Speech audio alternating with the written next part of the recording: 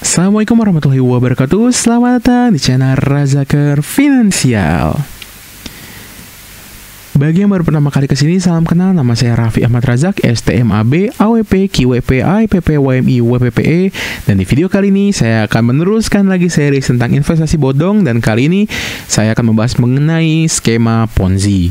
Jadi, apa itu skema Ponzi? Jadi, skema Ponzi ini adalah sebuah modus investasi palsu yang membayarkan keuntungan kepada investor dari uang mereka sendiri atau uang yang dibayarkan oleh investor berikutnya. Dan ini tuh sejarahnya sebenarnya sudah sangat panjang sekali. Jadi berdasarkan Wikipedia, skema Ponzi adalah modus investasi palsu yang membayarkan keuntungan kepada investor dari uang mereka sendiri atau uang yang dibayarkan oleh investor berikutnya, bukan dari keuntungan yang diperoleh oleh individu atau organisasi yang menjalankan operasi ini. Dan skema ini dicetuskan oleh Charles Ponzi dari Italia yang kemudian menjadi terkenal pada tahun 1920. Teman-teman, ini sudah ada dari tahun 1920. Tapi sampai sekarang skema ini masih aja bisa menjebak orang-orang. Dan dari tahun 90-an di Indonesia, nih yang saya sebutkan nih, itu semua kalian mungkin kenal ya. Seperti PT Kurnia Subur Alam Raya atau QSAR, Golden Traders Indonesia atau GTI Syariah, Virgin Gold Mining Corporation atau VGMC, First Travel, Anugerah Karya Wisata, Abu Tours, Manusia Membantu Manusia atau Triple M, Pandawa Group, Mi-Miles, dan masih banyak lagi yang mungkin kasusnya agak lebih kurang terkenal lah ketimbang si 8 yang ini. Jadi, apa sih ciri-cirinya skema Ponzi? Yang pertama itu menjanjikan keuntungan besar dalam waktu singkat, tapi tanpa resiko. Nggak mungkin teman-teman, yang namanya high risk, high return, dapat keuntungan yang tinggi, otomatis risikonya tinggi juga. Dan juga nggak mungkin buru-buru dan cepat, tiba-tiba instan langsung dapat, nggak mungkin. Lalu yang kedua, proses bisnis investasi yang tidak jelas, dan kalaupun ditanya, mereka pun nggak bisa jelasin. Yang ketiga, itu produk investasi biasanya milik luar negeri. Jadi, mereka dengan iming-iming punya koneksi di luar negeri dan segala macam, dan mereka bilang nggak di Indonesia bisnisnya apa segala macam, jadi nggak terdaftar di kita, udah pasti itu skema Ponzi. Terus staf penjualannya itu nggak mendapatkan komisinya tuh dari merekrut orang. Jadi makin banyak merekrut orang, makin banyak keuntungannya. Kalau nggak bisa rekrut sama sekali, nggak dapat untung.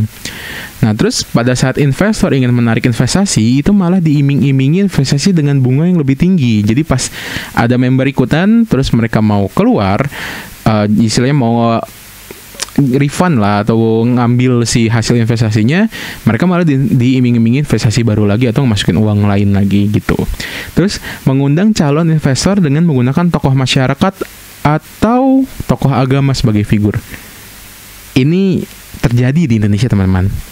Saya bukannya mendiskreditkan beberapa pihak, tapi memang tokoh masyarakat dan tokoh agama di Indonesia terkadang mereka juga nggak ngerti mengenai si skema Ponzi ini, dan akhirnya mau-mau aja jadi orang yang memviralkannya dan akhirnya menjebak sangat banyak sekali korban.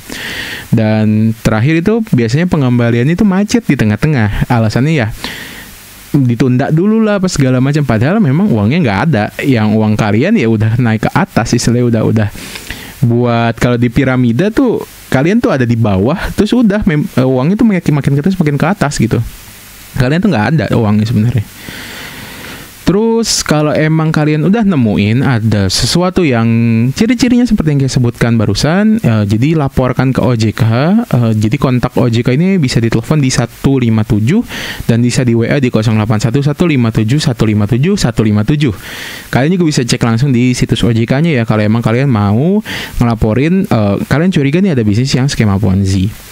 Terus bagaimana sih sebenarnya tips berinvestasi untuk menghindari skema Ponzi? Kalau kata OJK itu ada caranya 2L, legal dan logis. Dan ini ingat harus selalu diterapkan. Legal artinya adalah cek perusahaannya apakah memiliki izin badan hukum, izin kegiatan, serta izin produk. Yang kedua, logis. Jadi cek rasionalitas pembagian imbal hasil atau keuntungan yang dapat dari investasi tersebut. Gitu aja teman-teman sebenarnya penjelasan mengenai skema Ponzi ini.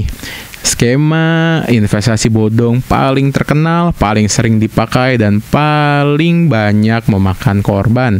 Dari 1920 hingga detik ini masih ada aja orang yang melakukan skema ini dan masih ada aja orang yang terjebak skema ini. Jadi hati-hati sekali lagi. Mungkin segitu aja yang bisa saya sampaikan. Jangan lupa like, subscribe, dan share ke sebanyak mungkin orang agar literasi keuangan Indonesia semakin meningkat.